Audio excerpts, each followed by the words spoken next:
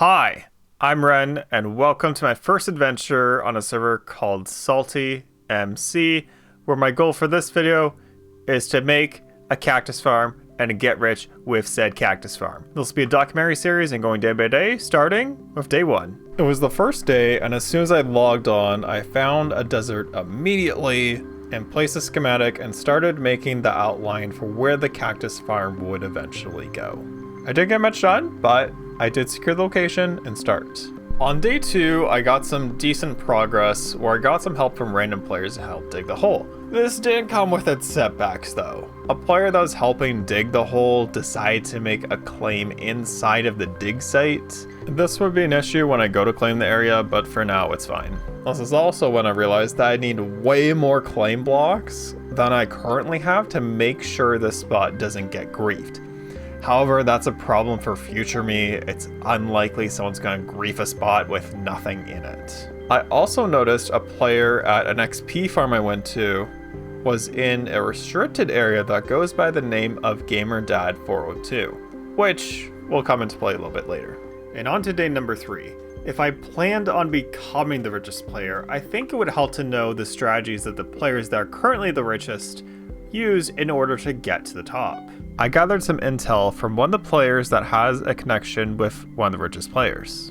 This was done through the myth, the legend, GamerDad402. He started the conversation off by just giving me an overpowered pickaxe, which is more than welcome. Thank you, by the way. The first thing that revealed to me that the two richest players, Duckios and Summy, own the Player Warp PWO grinder, which is a major contribution of their wealth. Player Warp is free, but that's how they get you.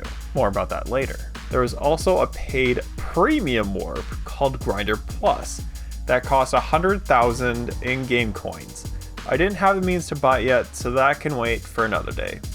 Anyways, the free grinder warp is free because you are the product and kill the blazes for experience, but don't collect the drops. The drops are collected through hoppers that the blazes are standing on top of, which funnel into the hoppers for the business owners to later collect. The blaze rods currently sell for $8 a piece, which would be about 512 coins per stack and 27,648 per double chest. If I was to assume that there were 24 double chests in the collection system and also assume that they managed to all get full, they'd sell for 663,552 in-game coins. Then on top of all that, there were special events on the server.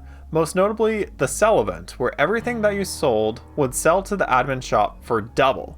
Meaning the theoretical limit of filling up the entire storage system was not 663,552, but actually 1,327,104 in-game coins.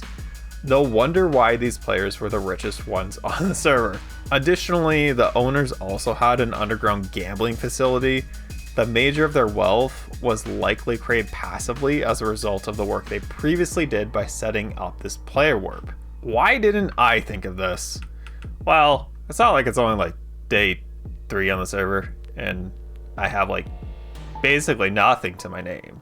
Anyways, the interview and yam session with GamerDad ended up going on for a couple of trial chambers where I got the mace on the second try, followed by touring his base along with selling some blaze rods for double the money during the sell event. It was a nice income boost of $16,528. Nowhere near what it needs to be to become the richest player, but it was better than 0. Then moving on to day 4, I built up the cactus farm some more with some help and was able to get the first layer of slabs built up.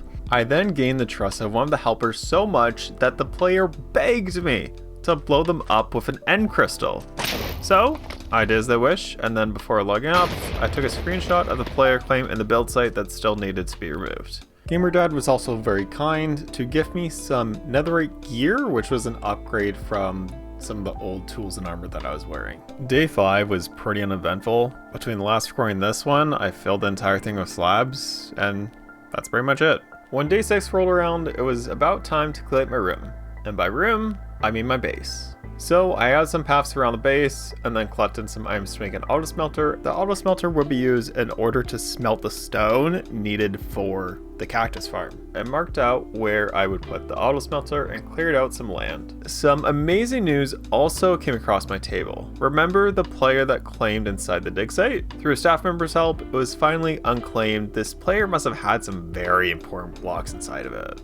And it's mostly just renewable items that don't sell for that much. After that distraction, I built the auto smelter and also made an epic shell for it. It took way too long to get look like this, probably 3 or so hours. Unfortunately, the smelter did not work even without the shell due to how the server handled the machine. You could find 20 items in one furnace and pretty much nothing in the other one. Oh well, we power on and move forwards. I also noticed a couple weird things when I was at spawn. There was first some random crates that were just in the middle on the floor where they're not supposed to be.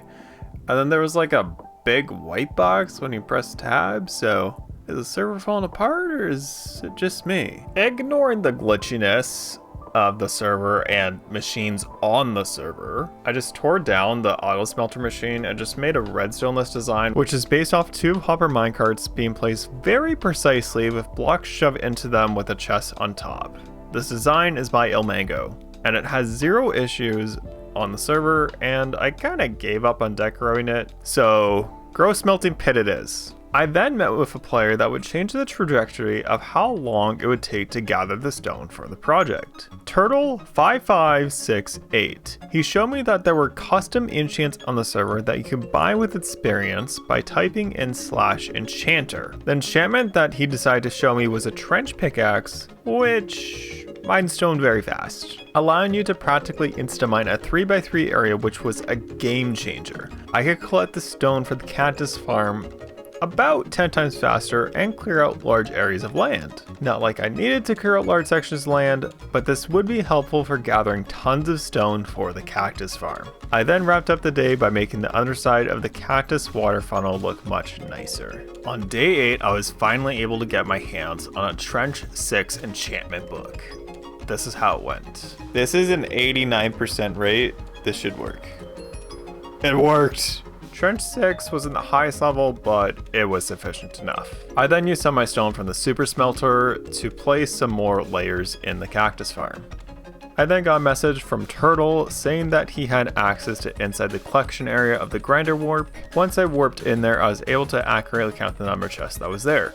My original calculation and assumption of 24 double chests full of blaze rods selling for 1.3 million whatever coins was actually correct. Day 9 is where things started to go my way, starting with a quest for blaze spawners. I decided to search for blaze spawners in another because it was taking quite a while to get Grinder Plus access. I did this with Snoodoo Bumblebee by my side. Afterwards, I got a player named Link to help build the cactus farm. Then just 1 hour later, I made a fatal mistake. After accepting a teleport request from Radiated Scarf 30. I lost all my items in a teleport trap. There were some sticky pistons that retracted, dropping your player on pointed dripstone, which would kill your player if you fell. I could have typed /home and would have been safe, but it was one of those deer in the headlights moments. You were just shocked about what you were seeing, so you did nothing. As a result, I had nothing. You'd think that stealing items from another player like this is against the rules, but nope. Totally legal, and there's no consequence whatsoever. Anyways, after reaching out to a few players, actually COD gave me a deal. 1 pickaxe that would serve as the trench replacement pickaxe in return for the first cactus that was pulled from the cactus farm once it was fully completed. This seemed fair to me because I was going to build the cactus farm anyways. Then, before I logged out, GamerDad came in clutch and provided me another set of tools and armor, which I hope to keep this time around. And that's all for day 9. On day 10, I was still in the process of grieving my trench pickaxe and was in the process of making a YouTube short about the player that stole my items. While in the process of making the public services announcement to not accept random teleport requests, I encountered a player using a hacked client, which was concerning. A few days ago, there was a white box and tab, and items that were not supposed to be there while at spawn. Then a few missing blocks at spawn the other day, and now someone just hacking? It must have been some kid trying to have fun, so I'll let it slide. But this is a concerning track record. Anyways, circling back to the teleport trapper, I was then able to find the death point of where the trap was with my mini-map mod, and then made a warp named Revenge, and with the help of some players we built a wall surrounding the trap in order to make a statement due to lack of moderation in regards to teleport trapping. By the time this was done, someone else from the team dug a huge crater right beside the teleport trapper's base, and then we proceeded to make dangerous parkour and profit off of it as a complete joke. And believe it or not, some players actually wanted to do the parkour. Make it across. There is drip stone at the bottom. Oh no! I warned him! Oh no! Oh, this is very obviously a trap and people are still falling for it. Shenanigans aside, it was day 11 and I needed some more stone for the cactus farm. I got a bit bored of going to my mining warp, so instead I followed some players and found another copy of the teleport trap that we raided yesterday. The exact same design, this time around it was underground, so we couldn't build an ugly wall around it, so instead we mined a trench around it with the trench enchantment. Once we wrapped up for the day, I added some fuel into the super smelter so that I can AFK while it smelts. Things were finally in motion. I had everything I need and a player named Logan helped with all the sand that I could have needed for the project. 13 double shots of smooth stone for the project were left. With the lava in the super smelter and other players helping out, I was able to gather in the materials what felt like no time at all. It seemed like there was nothing that could stop me and I was one time lapse away from finishing the cactus farm. That was until the afternoon of day 11. Day 11 is where the server actually got hacked. Spawn was now in Ice Age, spawners were missing from the grinder warp, and the messages that were in chat were too powerful for my editing software to process. Shortly afterwards, the server went offline to investigate the damages. It was then day 12 and the hackers seemed to go away like they weren't there. However, there were minor things such as spawners missing from the grinder warp.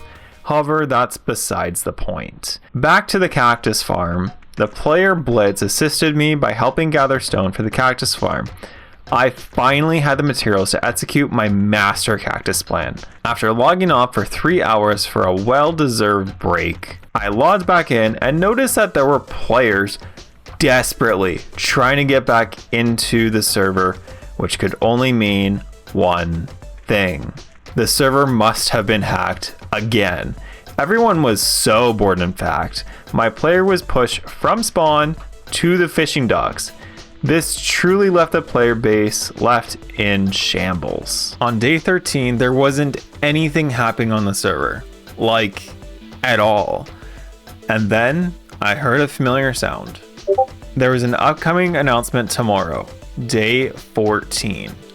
Would the server be able to recover and push onwards, or has all of this effort been for nothing?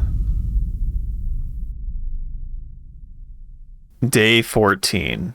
There were still people in the server hub, and when trying to get, I wasn't even whitelisted on the server that I've known to grow and enjoy.